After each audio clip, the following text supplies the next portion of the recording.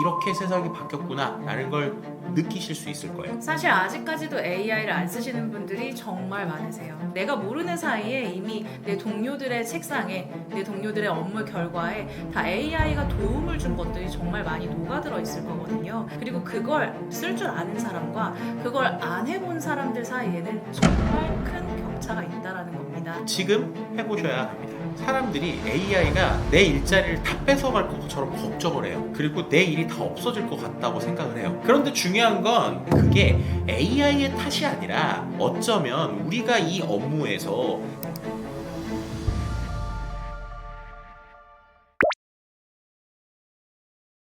일단 저희는 좀 이렇게 빠르게 동향 파악하고 이런 게 진짜 많아요. 그러니까 검색하는 게 업무에 정말 많은 부분을 차지를 하거든요. 그러니까 정보 탐색을 하기 위해서 쓰는 AI가 좀 많은 것 같아요. 예전에는 그냥 AI 검색 잘 아시는 퍼플렉시티 뭐 이런 것도 사용을 했는데 딥 리서치가 좋아진 이후부터는 딥 리서치에 좀 많이 빠져 있는 편이고요. 구글 제미나이에 있는 기능이죠? 맞아요. 근데 이게 제미나이뿐만 아니라 여러 곳에서 사실 비슷한 것들을 제공을 하고 있어요. 일단 딥 리서치의 기본 개념을 좀 말씀을 드리자면 기존에 우리가 알고 있던 예전의 챗 GPT는 학습된 것 안에서 대답을 뽑아내는 그런 기능을 가지고 있었다면 어떻게 보면은 좀 서치하는 기능을 좀 적극적으로 쓰는 그런 개념인데요. 내가 어떤 것을 질문을 했을 때 기본적으로 이걸 가지고 여러 개의 키워드를 구상을 합니다. 내가 어떻게 정보를 취합하면 좋을까? 그래서 키워드를 굉장히 많이 만들고 그걸 여러 곳에서 검색을 계속 하는 거예요. 여러 가지 키워드로 여러 번 검색을 해서 엄청나게 많은 출처를 읽고 그걸 기반으로 저의 질문의 어떤 목적에 부합하는 이런 리포트를 써주는 것. 이게 딥 리서치의 기본 개념이라고 말씀을 드릴 수가 있는데요. 그렇죠. 그래서 가장 큰 차이가 일반적인 챗GPT나 퍼플렉시티 같은 것한테 질문을 하면 보통 답변이 뭐 길어봤자 몇십 초나 정말 길어도 1분 안에 나오는데 이런 딥류가 붙은 애들은 막 적어도 막 10분씩 걸리고 막 그러잖아요. 맞아요. 그래서 네. 강의에 가서도 이제 말씀을 드릴 때 이걸 강의에서 실시간으로 하면 너무 오래 기다리셔야 하니까 미리 몇 개를 만들어 두고 사용 방법을 알려드리는 이런 방식으로 많이 이제 사용을 요청을 드리고 있는데요. 근데 이거를 할 때 저는 하나만 하는 것보다 여러 개를 좀 병행해서 쓰는 걸 좀 더 좋아하는 편이에요. 왜냐하면 사람들이 이 딥 리서치를 가장 좀 대중적으로 알게 됐던 계기는 오픈 AI에서 딥 리서치를 내놓으면서 부터기는 하거든요. 그렇죠. 근데 이거를 오픈 AI가 하기 전에 이미 작년에 구글에서 딥 리서치를 내놓았었어요. 이제 그러면서 제미나이를 통해서도 딥 리서치를 사용하실 수가 있고 챗 GPT에서도 쓰실 수가 있어요. 또 다른 뭐 그록이라든가 클로드라든가 여러 AI에서 이 딥 리서치라는 기능들을 다 내놓고 있기 때문에 용어가 조금씩 다르긴 해도 어쨌든 그 기능이 있는 거죠. 맞습니다. 심층 연구, 심층 리서치, 딥 리서치, 리서치 이렇게 용어들이 조금 다르기는 한데요.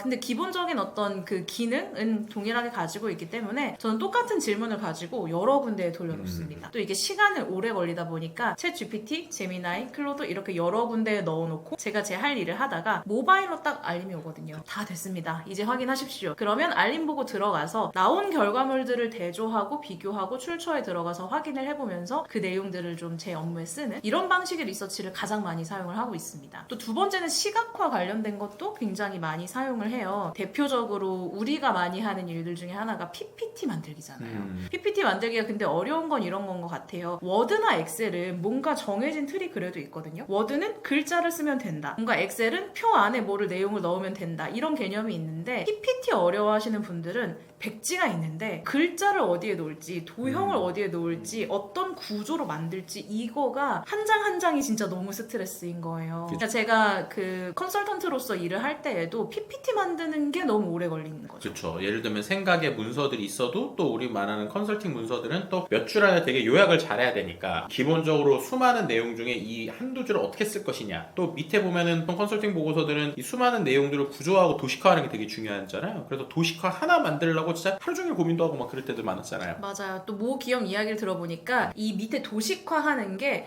또 얼마나 팬시한가 얼마나 또 새롭고 세련된가 그렇지. 이게 또 굉장히 큰 평가의 축이래요. 근데 이런 것들이 굉장히 시간이 오래 걸리고 그리고 스트레스가 많이 받는 일이기는 한데 이런 밑에 있는 내용 어떤 다이어그램 같은 도식화를 한다거나 혹은 슬라이드를 이렇게 구성하는 이런 측면에서도 AI를 굉장히 많이 사용하고 있어요. 예를 들어서 젠스파크에서 AI 슬라이드 기능을 사용한다든가 혹은 단편적인 어떤 그림을 원할 때에는 냅킨과 같은 서비스에서 텍스트로 내용을 설명을 하고 그걸 구조화하는 이런 방식으로 쓰는 게 시각화 측면에서는 정말 많이 도움을 받을 수 있겠더라고요. 그러면 이게 또 말로만 들으면 잘 모르니까 직접 화면을 좀 보여주시면서 좀 설명을 해주시는 것도 좋을 것 같은데요? 네, 그러면 우리가 좀 일상적으로 쓸 수 있는 것에서부터 업무에 좀 도움이 될 만한 것까지 소개를 해드리면 좋을 것 같습니다. 제가 또 자주 쓰는 기능 중에 하나가 바로 태스크라는 기능이에요. 이 기능이 꽤 쏠쏠한데 챗GPT 쓰시는 분들도 잘 모르시는 분들이 많죠? 맞습니다. 그리고 이게 태스크 기능이 원래는 모델 선택 화면에 있었는데 없어졌어요. 숨었죠, 정확하게 네. 표현하면. 그래서 많은 분들이 기능이 없어졌나? 이렇게 생각을 하시거든요. 근데 사실은 쓸 수 있는 방법이 안에 숨어 들어가 있습니다. 어떻게 사용을 하냐면요. 우선 사용을 하실 때에는 챗 GPT에서 추론 모델을 선택을 해주시면 됩니다. 일단은 태스크가 뭔지부터 간단하게 설명을 좀 해볼까요? 태스크 기능은 쉽게 말하면 일정 예약 기능이에요. 그렇죠. 그러니까 기존에 우리가 챗 GPT를 쓸 때에는 뭔가 명령을 입력하고 엔터를 쳐야만 실행이 되는, 그러니까 내가 실시간으로 뭔가 명령을 해야만 결과물이 나오는 구조였다고 하면 태스크라는 건 일정 예약, 즉 특정한 시간에 계속 나 대신 반복할 수 있다. 내가 그때그때 입력하지 않아도 알아서 자동으로 내용을 입력하고 실행해주는 그런 개념이라고 보시면 될 것 같아요. 어떻게 보면 에이전트의 가장 기본적인 어떤 컨셉을 보여주는 기능 중에 하나라고 볼 수 있겠죠. 맞습니다. 근데 많은 직장인들이 조금 고통스러워 하시는 게 특히 이제 반복되는 검색 업무 같은 거잖아요. 예를 들어서 내가 매일매일 우리 업계랑 관련 있는 걸 검색을 해야 된다. 우리 필드에 무슨 일이 있었는지 이거를 검색해야 한다. 이런 뉴스 클리핑 업무 같은 게 대표적인 자동화가 필요한 업무일 거예요. 그런 것들에 이 태스크 기능을 활용을 하시면 좋습니다. 예를 들어서 이 챗 GPT에 들어가셔서 일단 O가 붙은 모델을 선택을 해주시면 돼요. O3라든가 O4 이런 모델들을 선택을 하시고 여기 프롬프트 창에다가 언제 무슨 업무를 해줘 라는 식으로 명령을 해주시면 됩니다. 그렇죠. 예를 들어서 매일매일 반복하는 게 조금 귀찮은 업무들이라고 말씀을 드렸으니까요. 이렇게 한번 해볼까요? 매일 오전 7시 반에 어떤 특정한 산업의 뉴스를 정리해서 알려달라. 이렇게 요청을 해보는 겁니다. 그러면 매일 오전 7시 30분마다 AI 분야의 뉴스, 그 전날 뉴스를 검색해서 5개 주요 뉴스를 알려줘. 여기서 되게 재밌는 게 그냥 알려줘가 아니라 우리가 챗GPT에서 잘 쓰는 것처럼 스타일을 고를 수도 있잖아요. 뭐 예를 들면은 뉴스레터 형식이라든지 아니면 쉽게 재미있게라든지 아니면은 뭐 뭔가 이런 내용을 이런 식으로 구성을 해서라든지 아니면 뭐 이거를 한국어랑 영어를 같이 쓴다든지 이런 것들이 다 되는 게 전 이 태스크 기능의 가장 매력이라고 생각해요. 네, 그러면 출력 형식을 조금 더 제어를 해볼게요. 이런 식으로 요청을 하시면 됩니다. 출력 형식을 예를 들어서 처음에는 뉴스 헤드라인 그리고 두 번째는 기사 URL을 출처를 적어 하고요. 세 번째로는 주요 내용 한 문장 요약 그리고 마지막으로 핵심 내용들 5문장으로 세부 설명. 이런 프롬프팅을 작성하는 방법들은 저희가 책에서 좀 설명을 하고 있죠. 네, 잘 쓰실 수 있는 방법이 책에 있으니까 한번 참고하시면 좋을 네. 것 같고요. 근데 이렇게 했을 때 예약이 안 될 수도 있어요. 그럴 때에는 프롬프트 이렇게 추가를 하시면 됩니다. 태스크 일정 예약 기능을 활용해서 진행해줘. 이런 방식으로 하나만 추가를 하시면 더 잘 만드실 수가 있어요. 실행을 했더니 생각 중이라고 나오죠. 추론 모델이 돌아가고 있다는 거고 뭐가 나오기 시작을 하네요. 네, 이렇게 화면에 일정 예약을 설정한다라는 식으로 아마 확인이 뜨실 거예요. 내가 요청한 게 무엇이고 이걸 하기 위해서는 무엇을 해야 하는지 나름대로 이 추론 모델이 계획을 세우고 있는 거거든요. 지금 결과물을 보시면 18초 동안 생각을 했고요. 뭔가 하나 버튼처럼 나오게 됩니다.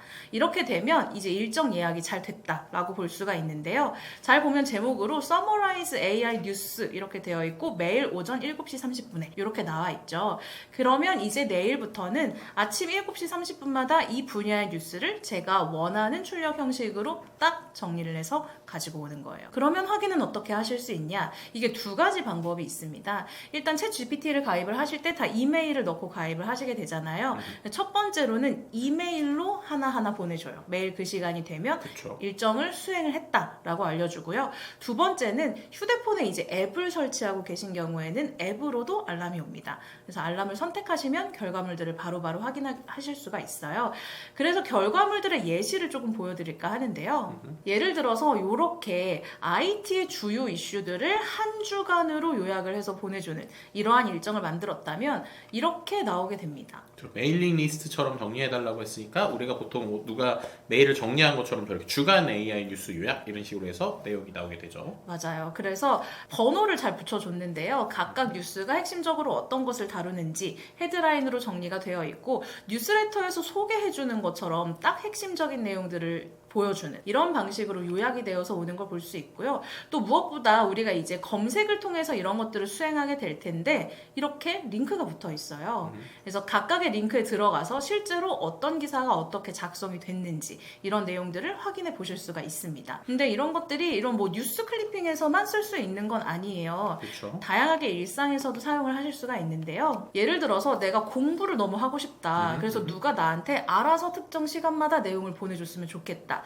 이럴 때에도 쓰실 수가 있는 거예요. 예를 들어서 이렇게 매일 오후 3시마다 영단어 5개씩을 공부하게 해줘 라고 하면 챗 GPT가 그날 이 5개의 영단어를 지정해서 보내주고 뜻이 무엇인지 그리고 어떻게 쓰는지의 예문까지도 정리를 해서 준다는 겁니다. 그래서 이렇게 내가 업무뿐만이 아니라 일상생활에서도 자주 반복해야 하는 것들을 하실 때에는 이 챗 GPT의 일정 예약 기능을 사용하시면 굉장히 편리합니다. 거기서 이제 좀 첨언을 드리면 그냥 기능만이 아니라 이걸 잘만 활용하면 여러 가지를 할 수 있어요. 예를 들면 아까 있는 뉴스 요약 이메일 밑에다가 뉴스에서 나온 기업들의 주가 추이를 정리해달라고 하면 실제로 같이 주식에 대한 정보도 받을 수 있고요. 예를 들면 저런 영어 단어를 주면서 저 영어 단어 예문들을 나에게 힘을 주는 문장을 중심으로 정리를 해달라거나 이런 식으로 하면 또 우리가 원하는 대로 내용을 컨트롤할 수 있거든요. 그래서 내가 원하는 내용들을 잘 쓰면 이게 나에게도 되게 그냥 개인적인 멘탈에도 도움되게 여러 가지를 쓰실 수가 있으니까 한번 잘 아이디어를 생각해 보시면 좋을 것 같습니다. 그리고 지금 태스크 기능도 보여주셨지만 방금 우리 김아람 이사가 설명했던 것 중에 아마 많은 분들이 제일 좀 활용해보고 싶다라고 하시는 기능이 아마도 PPT 만드는 게 아닐까 싶어요. 왜냐면 기본적으로 뭐 지금까지 뭐 AI 관련 서비스들이 나와 있다고 하지만 PPT 뭐 만드는 거 보면 좀 내가 원하는 수준 잘 안 나오는데 이런 분들도 있고 또 그런 것들을 어떻게 해야 될지라고 하는 게 있는데 뭐 저희 책에서도 좀 소개를 하고 있지만 젠스파크 AI 슬라이드 기능이 꽤 좀 그렇단 수준의 어떤 슬라이드를 만들어내고 있잖아요. 맞아요. 말씀하신 것처럼 직장인들의 큰 고통 중에 하나가 이제 슬라이드인데요. 슬라이드는 여러 가지로도 활용할 수 있지만 사실 우리가 어떤 정보 같은 것들을 굉장히 시각적이고 또 구조적으로 정리를 할 좀 파워풀한 툴이라고 할 수가 있잖아요. 그쵸. 그래서 그런 부분들을 좀 활용하는 것도 저는 일상생활에서 많이 쓰는데요. 이렇게 활용해 보시면 어떨까 싶어요. 이제 유튜브 같은 데에서 정말 요즘엔 좋은 정보성 영상들이 굉장히 많잖아요. 그쵸. 근데 보니까 또 굉장히 유용해 보이는 영상은 엄청 길더라고요. 뭐 한 10분, 20분 되면은 그냥 틀어놓고 보겠는데 뭐 40분 넘어가고 1시간 넘어가고 이제 이렇게 되기 시작하면은 좀 고통스러워지기 시작하는 거예요. 그쵸. 이 영상 보시는 분들도 여기까지 오셨으면 참 칭찬해 드릴 수 있을 것 같습니다. 그러니까요. 근데 만약에 굉장히 좋은 영상이 있는데 이거를 내가 딱 이해하기 좋은 슬라이드로 만들어 준다면 너무너무 편리할 것 같잖아요. 네. 그런 방식을 좀 소개를 해드릴까 합니다. 먼저 유튜브 영상을 하나 선정을 해봤는데요. 네. 기존에 굉장히 떠먹여주는 TV에서 잘 나가는 영상이 있더라고요.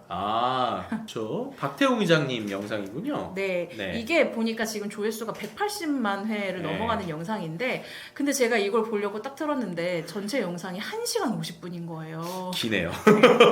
물론 굉장히 유용한 네. 영상이지만 이걸 좀 빨리 보고 싶다 이런 마음이 있을 때 요거를 활용하시면 됩니다. 이 영상에서 공유를 통해서 일단 영상 주소를 복사를 하는 거예요. 그리고 이 주소를 가지고 젠스파크에 가서 AI 슬라이드를 만들어 달라고 합니다. 어떻게 쓰시는지는 이렇게 보시면 되는데요. 이 젠스파크 메인 화면에서 AI 슬라이드 부분을 눌러주시면 됩니다. 이렇게 누르신 다음에 여기에 조금 전에 복사하신 유튜브 영상을 넣고 이 영상을 기반으로 슬라이드로 만들어주고 이렇게만 하시면 됩니다. 물론 더 구체적인 지시를 하셔도 좋아요. 네. 뭐 예를 들어서 나는 디자인은 어떤 게 좋아, 슬라이드의 비율은 어떻게 했으면 좋겠어, 무슨 색을 많이 써줬으면 좋겠어, 뭐 이런 방식으로 더 원하는 걸 가미하셔도 되고요. 기본적으로는 슬라이드로 만들어 줘까지만 하셔도 에이전트가 알아서 어느 정도 구동을 해줍니다. 이렇게 AI 슬라이드를 만들어 줘라고 하면요, 이걸 니즈를 먼저 분석을 하게 되는데요. 영상의 내용을 분석해 보겠습니다 라고 하면서 비디오를 이해하는 도구를 가지고 옵니다. 그리고 프레젠테이션을 기획하는 도구를 가지고 와서 기획을 하고요. 그리고 이제 단계별로 슬라이드를 생성하는 단계로 넘어가는 거예요. 근데 처음에는 이걸 좀 효과적으로 하기 위해서 템플릿을 만듭니다. 예를 들어서 템플릿이라는 건 슬라이드에서 제목이 있고 목차가 있고 본문이 들어가는 게 뭐 특정한 3-4개 정도의 레이아웃이 있을 수 있잖아요. 레이아웃을 먼저 만들고요. 해당 템플릿을 만든 다음 병렬적으로 만들게. 그래서 요즘은 이 크레딧 기반으로 사용이 되는 에이전트의 경우에는 크레딧을 효율적으로 쓰기 위해서 이렇게 미리 템플릿을 기획하고 병렬적으로 작업하는 이렇게 작업 방식이 이루어지게 됩니다. 이런 과정을 거쳐서 지금 나온 슬라이드가 여기 오른쪽에 있어요.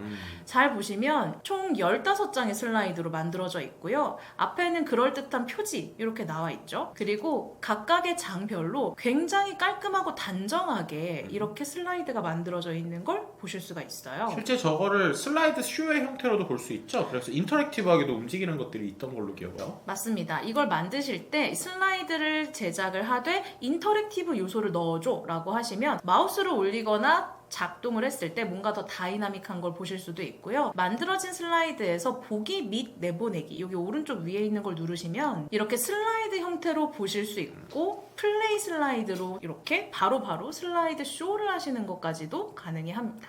근데 중간중간에 보면 약간 수정되어야 되는 것들이 있어요. 예를 들어 글자가 겹쳤다든가 수치를 좀 더 수정하고 싶다든가 이런 부분들도 바로 그냥 AI 슬라이드 에이전트에다가 자연어로 말씀을 해주시면 됩니다. 이렇게 수정해줘, 저렇게 고쳐줘. 그러면 그 얘기를 듣고 다시 해당 슬라이드를 수정을 해주니까요. 정말 나의 어떤 부하 직원에게 지시를 하듯이 그렇게 지시를 할 수 있다라고 생각하시면 됩니다. 그리고 이렇게 만들어진 슬라이드는 PPT 형태로 다운도 받으실 수가 있어요. 그래서 내 로컬 컴퓨터에 저장을 하셔서도 얼마든지 편집이 가능하시기 때문에 활용하기가 정말 좋다 이렇게 말씀드릴 수 있습니다. 이런 AI 에이전트들이 지금 보여드린 젠스파크만 있는 게 아니라요. 뭐 마누스라든지 아니면 뭐 퍼플렉시티에도 이런 에이전트 기능들도 있고 뭐 최근에 또 스카이워크 같은 정말 수많은 에이전트들이 쏟아지고 있습니다. 또 지금 보여드린 거는 슬라이드 만드는 기능이지만 이뿐만 아니라 뭐 예를 들면 우리가 엑셀 시트 같은 거를 열어서 거기다가 인터넷에 있는 데이터를 넣고 분석을 한다든지 아니면 문서의 형태로 뭔가 내용을 써주면 그럴듯한 템플릿에 문서를 넣어준다든지 심지어 최근에는 전화 걸어주는 AI 비서 에이전트들도 등장하고 있거든요. 그런 것들도 여러분들이 활용해 보실 수 있는 부분들을 보시고 만약에 그 안에서 내가 이거 다 쓰긴 좀 어렵다라고 하시는 분들은 저에게 책에다가 좀 간접적으로 여러분들이 경험하실 수 있게 여러 가지 요소들을 넣어놨으니까 AI 에이전트가 이렇게 발전했구나 라는 거를 눈으로라도 한번 꼭 살펴보셨으면 좋겠습니다. 하나 정도만 더 보여드리고 넘어가려고 하는데요. 제가 굉장히 딥 리서치를 자주 쓰고 있다라고 말씀을 드렸으니까 딥 리서치에 대해서도 보여드리면 좋을 것 같아요. 네. 지금 화면에 보고 계신 건 제미나이의 딥 리서치 화면입니다. 여기 보시면 제가 글로벌 전기차 2차 전지용 소재 동향에 대해서 조사를 해달라라고 이야기를 했어요. 사실 이걸 우리가 주니어 직원들한테 시킨다라고 하면 굉장히 오랜 시간이 걸릴 거예요. 근데 이렇게 질문을 단순하게만 던져도 먼저 제미나이가 저의 질문을 분석을 해서 어떤 단계로 일을 해야겠다 이걸 먼저 제시를 합니다. 예를 들어서 여기에서는 약 7가지의 단계로 내가 연구를 해보겠다 라고 이야기를 하고요. 만약에 이 단계가 마음에 들면 바로 연구 시작을 누르시면 되고 수정하고 싶으면 계획 수정을 누르신 다음에 이렇게 수정해줘 저렇게 수정해줘 이렇게 말씀을 하시면 돼요. 그럼 이게 연구를 시작을 하게 되면 내가 요청한 것의 어떤 뎁스나 범위에 따라서 수행하는 시간은 조금씩 다르거든요. 좀 깊이가 있는 이런 질문을 수행할 때에는 20-30분까지도 시간이 조금 걸립니다. 근데 이렇게 다 완료가 되면 모바일 앱으로 알림이 오고요. 완료된 걸 이렇게 열기를 해서 보시면 상당히 구조화되어져 있는 리포트 형태로 출력이 되는 걸 확인할 수가 있습니다. 예를 들어 여기에서는 제일 앞에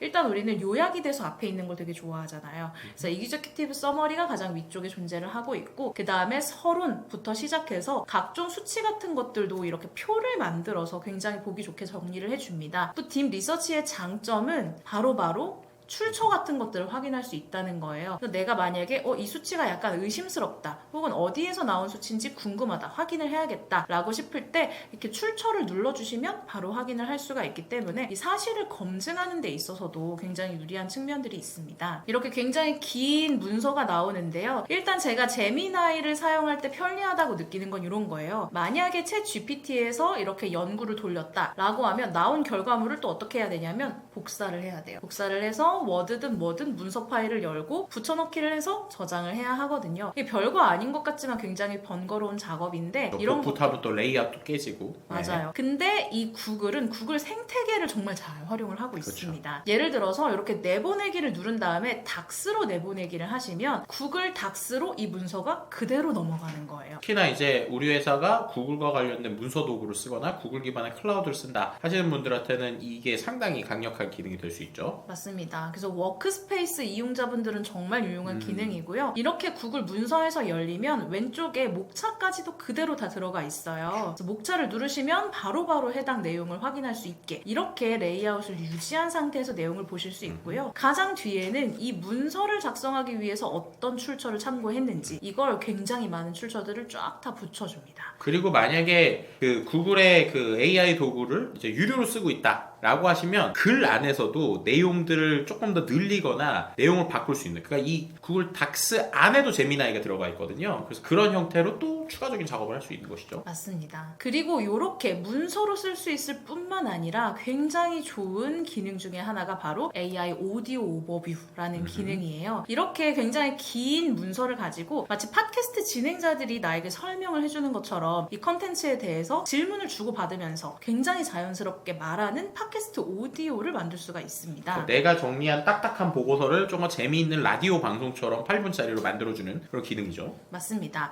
이 오디오 오버뷰를 딱 해서 생성이 된 결과가 여기에 나와 있는데요. 한번 앞쪽 부분만 잠깐 같이 들어볼까요? 네, 장기적인 성장 동력, 그리고 핵심 기술 변화, 또 정책의 진짜 의미가 뭔지 이걸 명확히 짚어보는 겁니다. 맞습니다.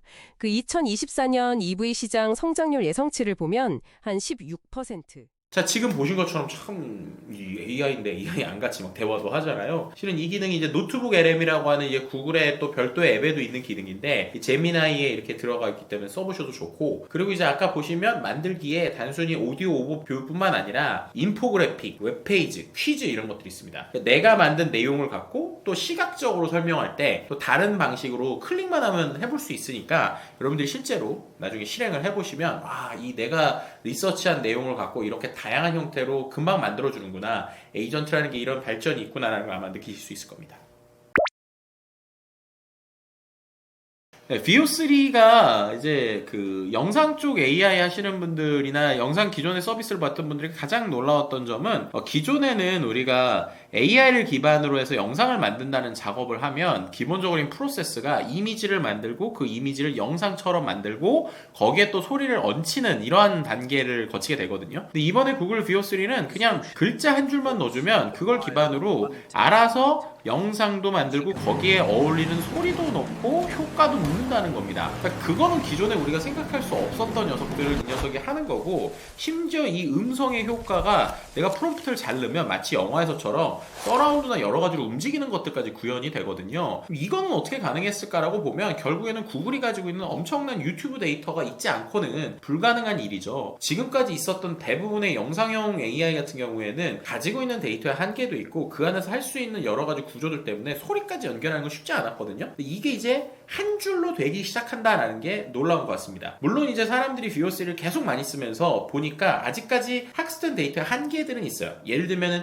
한국인을 뭔가 그리라고 하거나 뭔가 이런 동양의 여성들을 그리라고 했을 때 거의 대부분 비슷한 패턴으로 지금 나오고 있거든요. 아직은 좀 부족하지만 궁극적으로 VO4로 가면은 더 놀라운 변화들이 있을 것 같습니다. 물론 나머지 AI 모델들에서도 영상을 만들 때 에이전트 기반으로 비슷한 것들을 좀 흉내내는 것들이 있어요. 제일 대표적으로 최근에 스카이워크라고 하는 게 아주 이제 온라인에서 화제가 되고 있는데, 스카이웍스라고 하는 툴이 앞서서 우리가 얘기했었던 일종의 젠스파크 같은 툴이거든요. 이 툴 같은 경우에는 좀 특이한 점이 영상을 만들어서 한 줄을 넣어주면 그 한 줄을 기반으로 해서 영상도 만들고 거기에 어울리는 음악도 만들고 그 음악을 만든 걸 합성해서 만드는 어떠한 에이전트의 형태를 보여주고 있습니다. 어떻게 보면 VO3는 구글이 가지고 있는 엄청난 데이터를 기반으로 한 방의 데이터를 멀티모달로 뽑아내는 형태라고 치면 그 외에 나머지 에이전트 서비스들은 여러 가지를 조합해서 하나의 영상을 만드는데 조합하는 데에 드디어 이제 소리까지 합쳐서 만드는 고도의 수준도 나오고 있다. 그래서 이런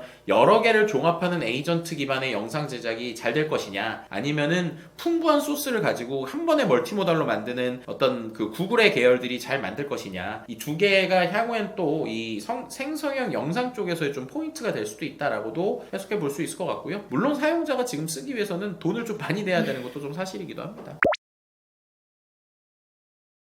최근에 많이 접근하시는 거는 약간 그 온라인 커머스에서 광고 기반으로 접근하시는 분들이 좀 많은 것 같아요. 그러니까 광고 수익을 노리고 이제 AI를 쓰시는 분들이 좀 많지 않나 이런 생각하거든요. 그러니까 이런 업무 프로세스는 이런데요. 예를 들어 뭐 알리라든가 테무라든가 이런 곳에서 판매하기에 적절하고 저렴한 이런 제품들 같은 걸 몇 개를 보는 거예요. 그 다음에 그거 사진을 가지고 AI 영상을 돌리는 겁니다. 그러니까 거기에 모델도 넣고 제품도 합성을 하는 거예요. 그러면서 이 모델이 이 제품을 설명하는 듯한 소개를 해주는 듯한 커머스 광고를 하나 만들고 그걸 이제 돌린 다음에 자기는 그거를 벌크로 떼어와가지고 저렴하게 쇼핑몰에 올려서 판매를 하는 그런 식으로 수익을 얻으시는 분들이 좀 생기고 있더라고요. 근데 요즘에는 AI가 방금 말씀하신 것처럼 이제 영상 퀄리티도 굉장히 좋아졌고 또 모델들의 이 립싱크라고 하죠. 자기가 말하는 것에 따라서 입술 움직이는 거 이런 것들이 굉장히 자연스러워지고 있어서 그냥 설명하지 않고 봤을 때는 이게 인간이 촬영을 한 건지 아니면 AI 모델로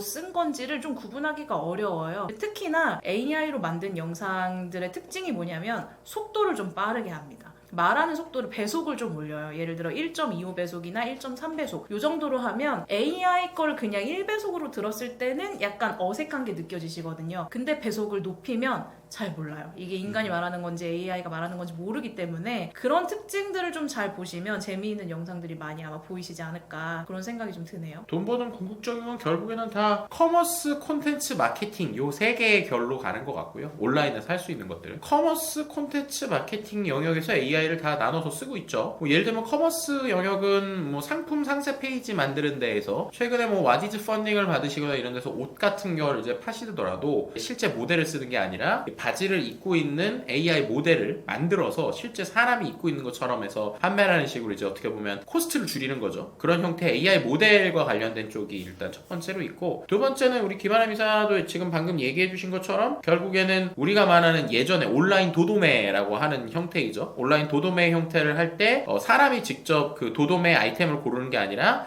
AI를 통해서 자동 크롤링 해와서 거기서 만드는 커머스의 형태들 이런 것들을 볼 수 있을 것 같고요. 그리고 이제 그 컨텐츠 영역으로 넘어오면 당연히 이제 뭐 AI 기반의 쇼츠들 이런 것들이 상당히 많이 나오고 있는데, 제가 알고 있기로는 조만간 유튜브의 알고리즘이 그 정책적으로 생성형 AI가 만드는 저품질 콘텐츠를 거르는 쪽으로 이제 진화하는 것으로 제가 듣고 있습니다. 그래서 이 부분은 그리고 나면 또 알고리즘의 형태에 따라서 어떻게 될지 좀 지켜봐야 될 것 같고요. 근데 그럼에도 불구하고 방금 얘기하신 이제 사람 기반의 인플루언서 콘텐츠들, 실제 AI 인플루언서 콘텐츠를 하는 것들은 좀 돈이 될 것 같아요. 그래서 그런 부분들, 내가 만든 가상의 AI 캐릭터가 계속적으로 콘텐츠를 하는 것들. 그러니까 왜냐하면 이게 중요한 건 저품질이냐 아니냐에서 의미 없는 콘텐츠가 아니라 의미를 부여하는 쪽으로 치면 AI로도 가능할 수 있는 부분이 있을 것 같고요. 마지막으로 이제 마케팅 영역에서 오히려 좀 활용하고 있는 것들이 있고, 저는 이 부분을 좀 비즈니스 아이디어로 많이 생각을 해주셨으면 좋겠는데, AI가 우리가 그냥 단순히 자동화하는 쪽 말고 AI가 갖는 기능들을 뜯어보게 되면 그 안에서 할 게 되게 많아요. 예를 들면은 챗GPT 그림 그리기 기능이 있잖아요. 근데 이제 실제 챗GPT 그림 그리기 기능을 잘 뜯어보면 이게 지브리로 바꿔준다가 중요한 게 아니라 이 AI가 이 이미지 속에 있는 컨텍스트들, 예를 들면 이 이미지 속에 어떤 상품이 있고 이 이미지 속에 사람이 어떤 색깔을 많이 입고 이런 걸 다 분석을 해줍니다. 예를 들면 여러분들이 특정 이미지를 넣고 그거를 뭐 어떤 그림으로 바꿔봐 말고 이 이미지 속에 있는 것들을 분석을 해봐 그러면 꽤 잘 분석해주는 걸 볼 수 있거든요. 이거를 가지고 어떤 비즈니스를 할 수 있느냐, 예를 들면 특정 인플루언서의 인스타그램의 타임라인을 분석하는 것들을 할 수 있다는 거예요. 그럼 예를 들면 이 그 인스타그램에 어떤 내가 실제로 셀럽과 커뮤니케이션을 하거나 협업을 하고 싶어요. 그럼 우리 회사에 잘 맞는 셀럽을 고를 때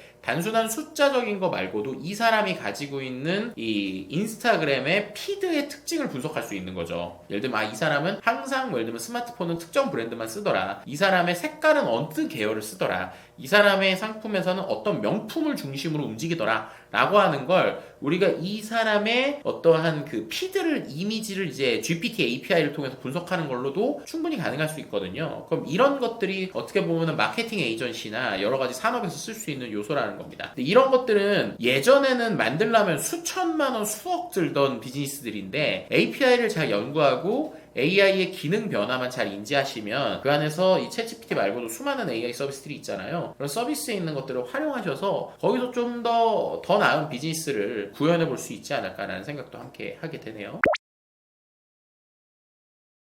결과적으로 이제 어떻게 하면 업무 생산성을 높일 수 있느냐, 이건 제가 이제 앞서 말했던 워크플로우랑도 조금 연결이 되는 부분인데요. 최근 이제 저희가 어떤 S모그룹과의 협업을 해가지고 굉장히 장시간의 강의 같은 것들을 했어요. 근데 점차 이제 동일한 요청이 여러 군데 기업에서 오고 있는데, 그게 뭐냐면 어떤 특정한 어떤 업무 상황을 가정하고 이걸 정말 잘 하려면 어떻게 해야 하죠를 굉장히 구체적으로 접근을 하신다는 거예요. 그러니까 그 전까지는 AI 활용법, AI 어떻게 쓰는지 이런 것들을 강의해 달라는 요청이었다면, 요즘 들어서는 이 업무를 할 때 그래서 AI를 어떻게 써야 되고 어떤 방식을 우리가 적용해야 더 좋나요? 이제 이런 질문들이 나오고 있습니다. 그럴 때 제가 말씀드리는 거는 역시 그 업무의 특징을 잘 이해를 하고 쪼개보셔야 된다. 그 말을 정말 많이 해요. 그래서 예를 들어 보고서 하나를 작성을 할 때에도 그냥 우리가 뭔가 있는 내용 갖고 보고서를 쓰는 게 아니라 보고서의 목적은 뭐고 상황은 뭐고 어떤 사람들이 이걸 보아야 하는지, 우리가 이걸 원래 다 생각을 하면서 일을 하시잖아요. AI랑 할 때에도 똑같이 하시는 것, 그걸 가장 추천을 하고 있고요.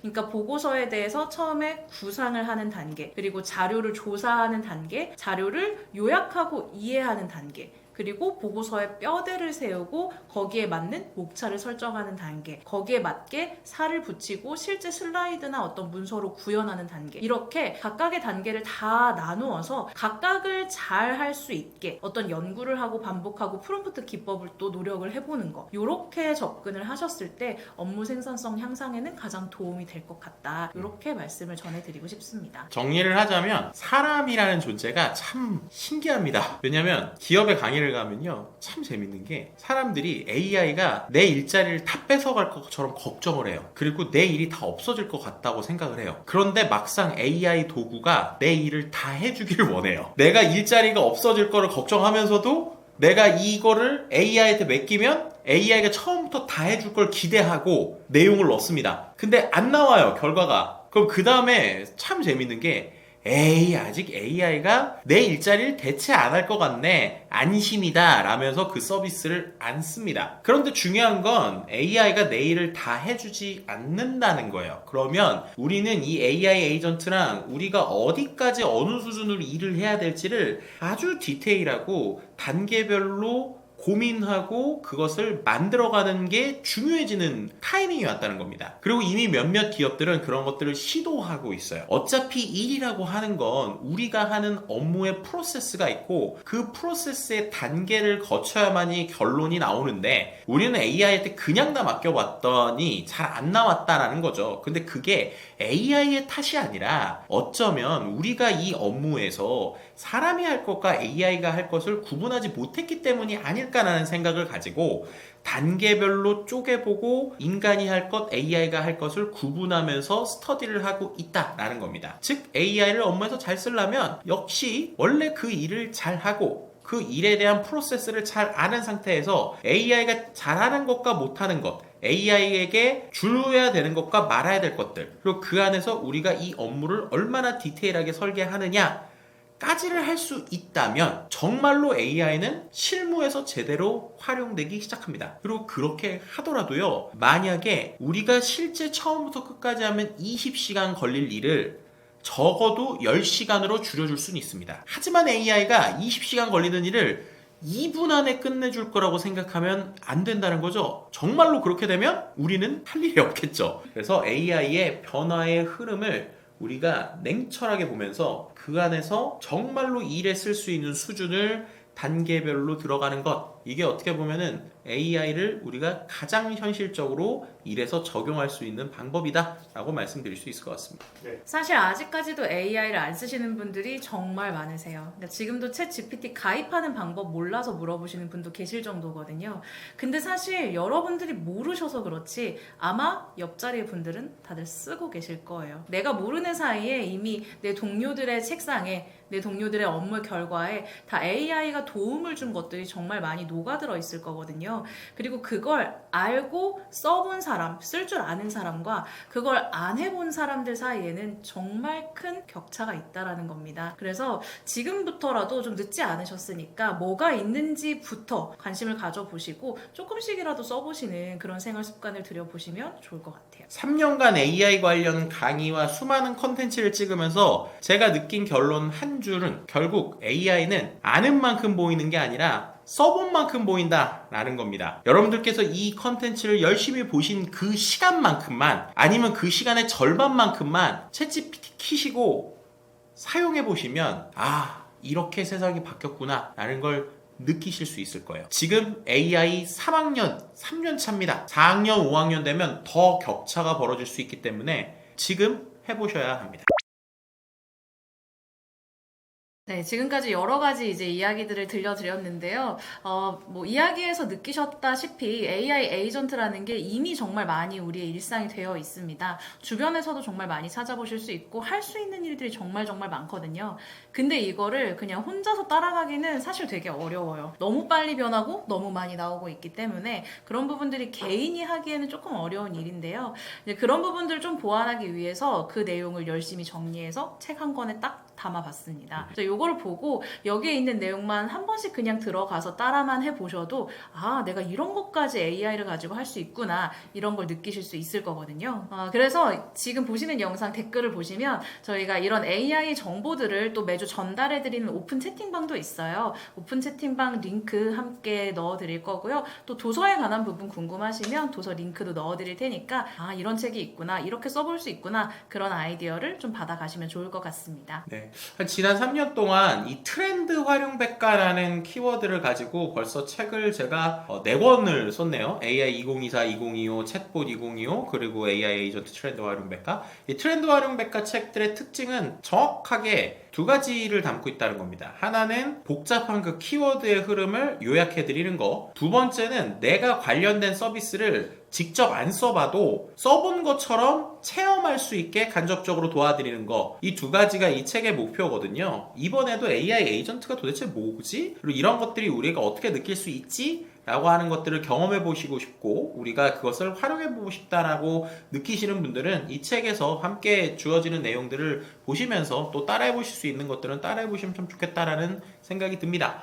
그리고 이제 방금도 우리 김원남 이사가 얘기하셨지만 한 3년 정도 계속 많은 기업들에서 정말 많은 컨설팅과 강의를 또 하고 있는데요. 오히려 이제 우리가 이게 특정 기업만의 이야기가 아니라 우리 모두의 이야기가 되고 있는 시절이잖아요, AI가. 그래서 좀 부족하지만 그래도 저희가 있는 생각들을 나눌 수 있도록 오픈 채팅방이라고 할까요? 뭐 그런 정보를 좀 공유할 수 있는 방을 하나 만들었는데요. 거기를 통해서 또 저와도 소통도 하시고 또 관련된 내용들 계속적으로 전달 드릴 수 있게 하도록 하겠습니다. 저희 회사가 이제 IT 커뮤니케이션 연구소잖아요. 그래서 복잡하고 어려운 이 IT, AI 지식들을 계속적으로 쉽고 재미있게 전달 드릴 수 있도록 최선을 다하도록 하겠습니다. 이렇게 끝까지 영상 또 봐주셔서 감사드리고요. 저희는 또 다른 영상이나 또 책이나 정보를 가지고 여러분들 찾아뵙도록 하겠습니다.